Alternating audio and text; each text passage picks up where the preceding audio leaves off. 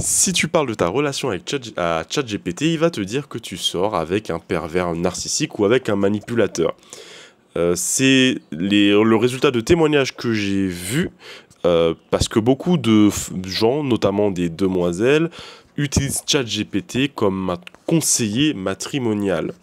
Et ça a résulté dans le fait que la plupart des conseils de ChatGPT revenaient juste à aller voir un psy à la moindre dispute en mettant en garde la personne que son partenaire a des tendances narcissiques, perverses et manipulatrices. Et le problème avec ça, c'est que ça a des grandes chances d'être faux, hein. C'est ce qu'on appelle dans le métier des faux positifs. Donc je ne vais pas faire ici une critique bête et méchante de l'IA, je trouve que l'IA c'est un outil super, même moi je dis ChatGPT, mais il faut comprendre comment ça fonctionne. L'IA, et notamment ChatGPT, ne fait que ressortir en fait les propos les plus vus, les plus lus, les plus écrits sur Internet. Et donc si tu ne fais pas toi l'effort en tant que consommateur de faire un prompt qui va justement venir trier ces infos, il va juste te balancer la pensée commune. Et depuis le hashtag MeToo, la pensée commune sur les relations hommes-femmes, c'est que les hommes sont systématiquement soit des pervers, soit des dérangés, soit des potentiels violeurs.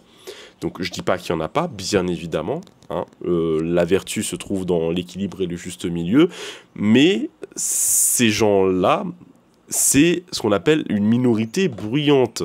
C'est-à-dire que tous les détraqués, les violeurs, ceux qui font des abus de pouvoir, c'est la minorité des hommes, hein. Et c'est la minorité qui fait tellement de dégâts qu'on en entend le plus parler. Et du coup, forcément, ChatGPT va faire que répéter ce qu'on lui a dit sur Internet, à savoir que, oulala, vu comment on parle de pervers narcissiques et d'autres trucs du genre sur les réseaux, il y a de grandes chances que ton copain soit un pervers narcissique. Et vu qu'on te dit que la solution à tout problème relationnel, c'est de voir un psy, on va te dire, va voir un psy. Donc, je fais cette vidéo pour juste vous mettre en garde.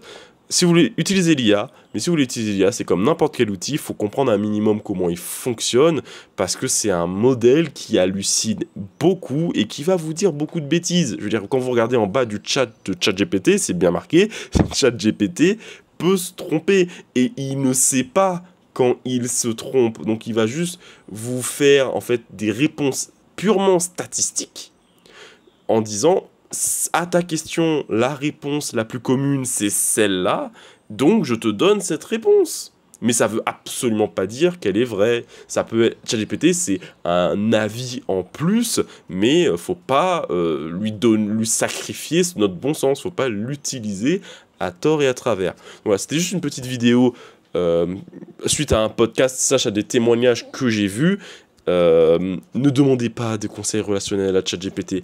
À la limite, vous pouvez lui demander d'analyser une conversation, mais lui demandez pas de faire genre un diagnostic ou un pronostic de l'état mental de votre partenaire ou de l'état de santé de votre relation.